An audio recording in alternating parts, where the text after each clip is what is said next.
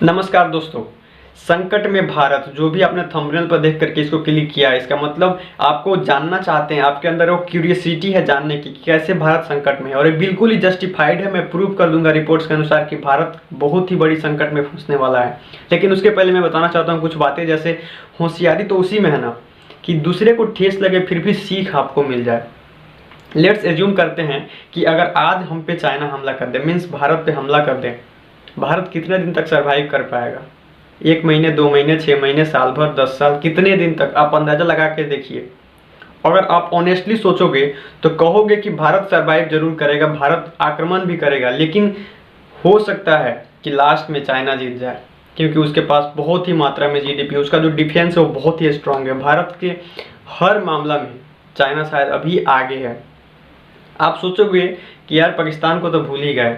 देखो, पाकिस्तान तो उसका जैसे छोटा भाई लगता है, पाकिस्तान उसी का तो एक अंग लगता है। जो भी वो कहेगा वो करेगा, क्योंकि कुछ दिन में तो ऐसा लगता है कि चाइना इतना ज़्यादा उसको लोन दे देगा कि उसका ब्याज भी पाकिस्तान नहीं दे पाएगा और पाकिस्तान पे चाइना कब्जा ना कर ले।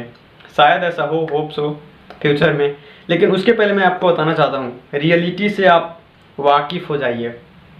क्या गारंटी है कि अभी नहीं तो 10 साल बाद, 20 साल बाद चाइना हम पे हमला ना कर दे? क्योंकि अभी भी बॉर्डर की लड़ाई खत्म नहीं होती दिख रही है। मैं कुछ रिपोर्ट्स लाया हूँ आपके लिए। आई होप कि आप अंत तक वीडियो को देखें, उससे पहले आप निष्कर्ष तक ना पहुँचे। आइए इस वीडियो के माध्यम से समझने की कोशिश करते हैं कि कैसे रसिया और चाइना का बॉन्ड जो स्ट्रांग होते जा रहा है वो भारत के लिए खतरा है, और कैसे इससे बचा जा सकता है। मेरी राय में हम क्या सजेशन दे सकते हैं, पूरी वीडियो को देखते हैं। So without the delay let's get started. मैं सिर्फ 3 टॉपिक में समझा दूंगा कि भारत किस तरह संकट में फंसते जा रहा है। तीसरा सबसे ज़्यादा खतरनाक है। अगर अभी छोड़ दोगे तो बाद में हमारी गलती नहीं है अगर कहोगे नहीं जानते हैं तो। पहली टॉपिक की तरफ शुरुआत करते हैं। पहली टॉपिक तो यही है कि भारत और चाइना का जो कॉन्फ्लिक्ट है, जो तनाव है मिलिट्री के साथ, वो अभी तक खत्म नहीं हुआ है, जिसकी वजह से भारत को मिलिट्री डिपेंडेंसी सर्टेन करने की आवश्यकता है। और भारत की मिलिट्री डिपेंडेंसी रसिया पे डिपेंड है, तो अब रूस से डिपेंडेंसी हटाने के लिए भारत को अपनी मिलिट्री डिफेंस को स्ट्रॉन्ग करना पड़ेगा।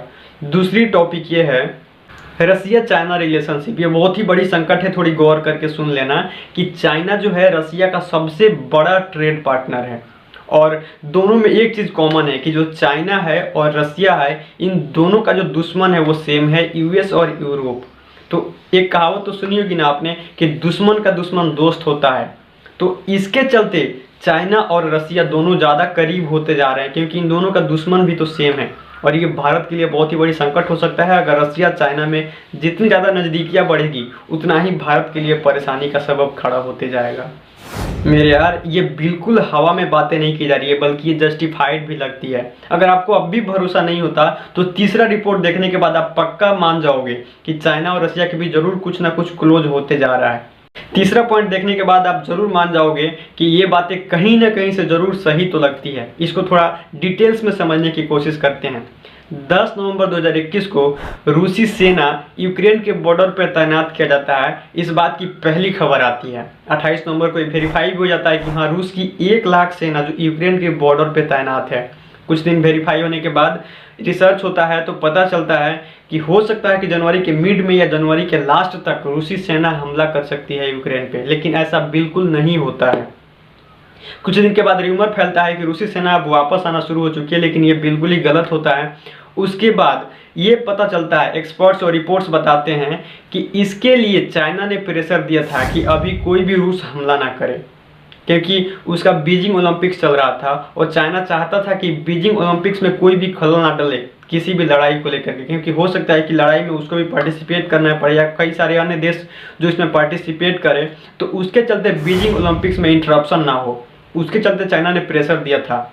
और ये बातें सुनने में आपको भले ही थोड़ी अजीब लगे, लेकिन बीजिंग ओलंपिक्स ठीक 20 फरवरी को समाप्त होता है और 21 फरवरी को पुतिन टीवी पे आते हैं, नेशन को एड्रेस करते हैं और उसके बाद यूक्रेन पे हमला हो जाता है। इस बात से कहीं ना कहीं ये साबित जरूर होता है कि रूस और चाइना के बीच जरूर कुछ चल रहा है, और शायद ये अफवाह ना होकर के बल्कि सच्चाई हो। That's it.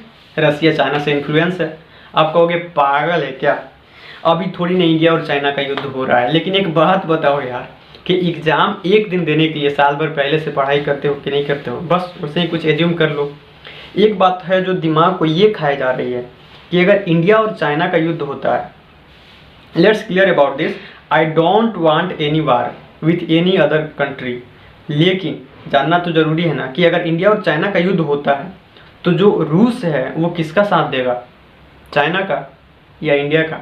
मैं मानता हूँ कि चाइना रसिया का सबसे बड़ा ट्रेड पार्टनर है, लेकिन भारत भी तो डिफेंस में 25% से ज़्यादा एक दूसरे के साथ व्यापार करता है। तो क्या रसिया भारत का साथ देगा या चाइना का? कमेंट सेक्शन में ज़रूर बताइएगा कमेंट करके, मैं इंतज़ार करूँगा आपके कमेंट का। दोस्तों, जब मैं इस वीडियो को बना रहा था तो मैंने सोचा कि इसको एक ही वीडियो में समाप्त कर देंगे, लेकिन ऐसा नहीं हो पाया। कुछ बड़ा ही इंपॉर्टेंट पार्ट है जो मैं दूसरे वीडियो में इसको ऐड कर रहा हूँ, तो उसको जाकर के ज़रूर देखिएगा। मैं शाम तक अपलोड कर दूँगा या डिस्क्रिप्शन में लिंक भी दे दूँगा उसके बाद। धन्यवाद।